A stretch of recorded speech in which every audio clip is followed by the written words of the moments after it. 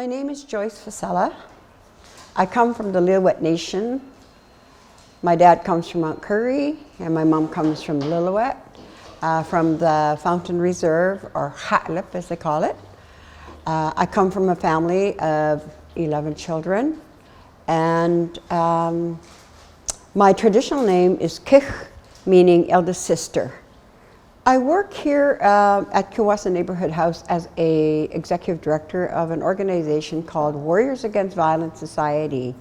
My husband and the co-founder, Daniel Parker, founded the organization, and at first it was for assault of men only. However, the men's partners, wives, said there was no programs for them. So they decided to try to work with women, and it did end up to be a program that now we work with both men and women. They get to understand one another, you know, about you know, where that anger, where that violence has come from. The work we do is something that is very helpful to our participants. And many have come back to say that the program has really helped them, and they are now living a life that is free of violence. The late Daniel Parker and Joseph Fossella, my husband, both of them had been working in another organization called Change the Seasons Program, and it was a program for assault of men only, and both of them had participated. My husband took the program because he needed the help as well.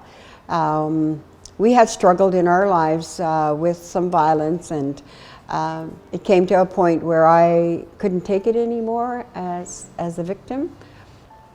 At that time, he thought about it maybe for a couple of days, and I believe then he got the information from my son about the organization in North Vancouver called Change the Seasons Program, and he said, this is a program for men who have been abusive. So he went to check it out and did this hour-long intake. That was sort of the beginning of his healing journey, because he began to open up about his own issues, what drove him to anger and violence. And part of that was his life, starting as a child, being abused in his own home. He found this all out about himself, going to the program, how he was traumatized as a young child, what he witnessed in life. And he disclosed some of the things in his life that he'd never shared with anybody before. So this was part of his journey of healing.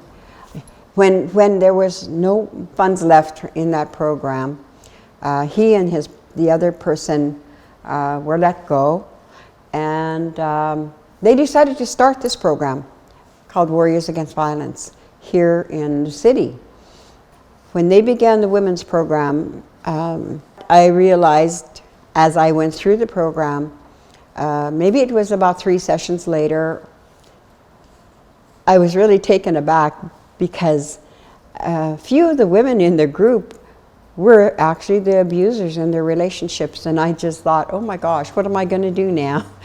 So I eventually talked to my husband and learned that, you know, you give the same information to the women as you give to the men, and this is what we do now.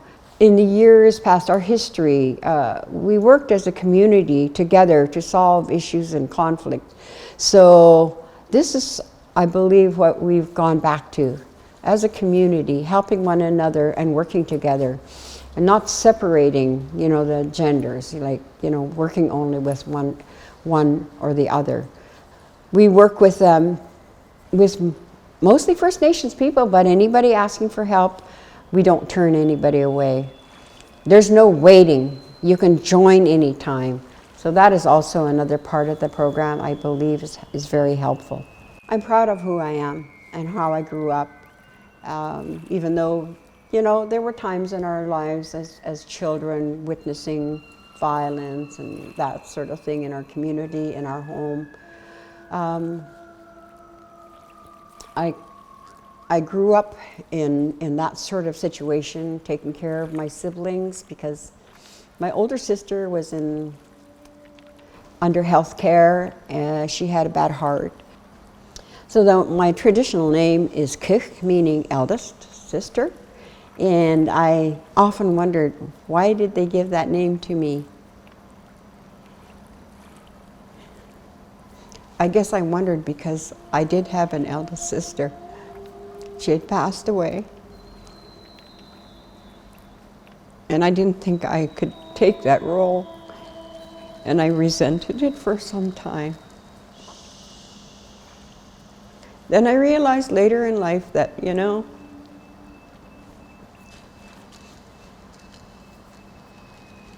I didn't have to fit her shoes.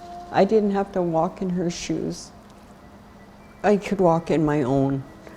And I just felt like I couldn't take her ways. She was very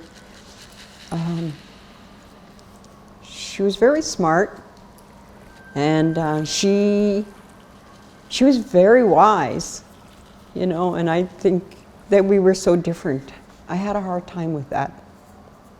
I'm me. I can still be who I am, and finally accepted that name, Kich.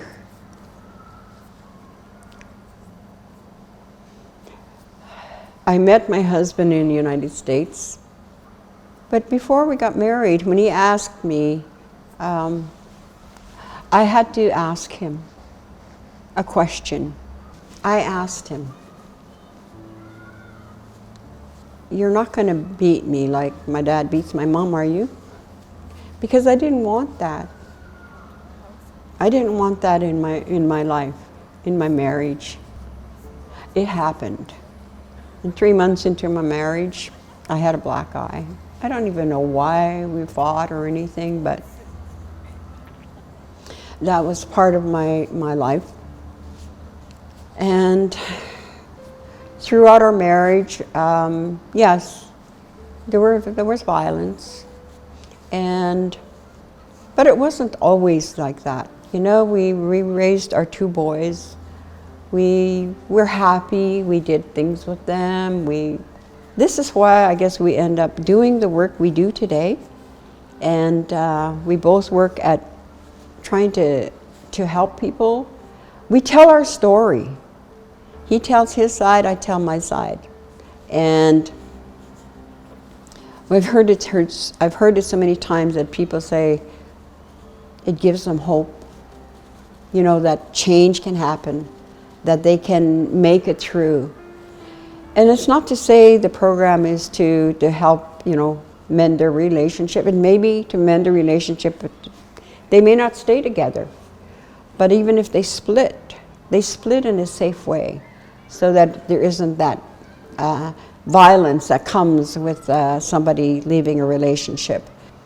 The children then aren't are exposed to the harm and the violence when somebody wants to retaliate or have revenge because of the split. Today, I always want to give that hope to others. That if you work at it and you want it, you can make change. But that's the bottom line. You have to want it. My hope for the future is to have our own place, a place for, one of the things we're looking at is a safe hub, a place for men to go when things happen, because there isn't anything like that for them. And I've been asked, what is safety for women? And I said, safety for women is dealing with where the source of that violence comes from, and that is from the men. Men are over 90% responsible for violence. Why aren't we working with that?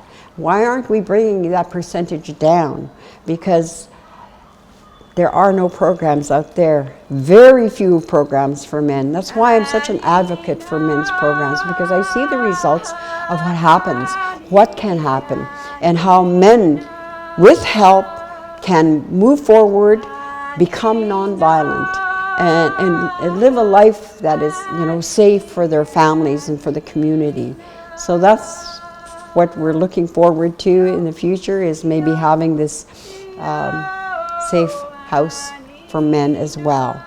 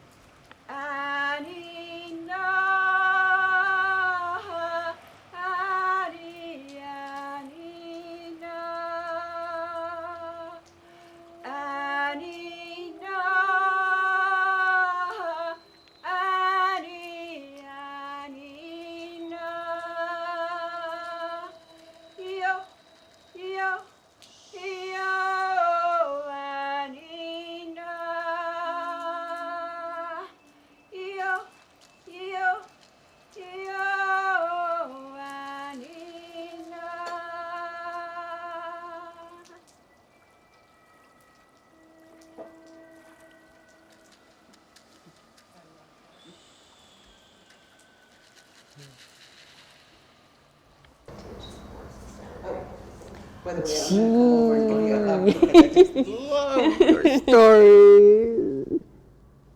Thank you. You're such a great inspiration to me. I didn't know that was going to affect me like it did. But that's part of, I guess, things that happen in our lives. Yeah, I was really thankful to listen to you. Thank you.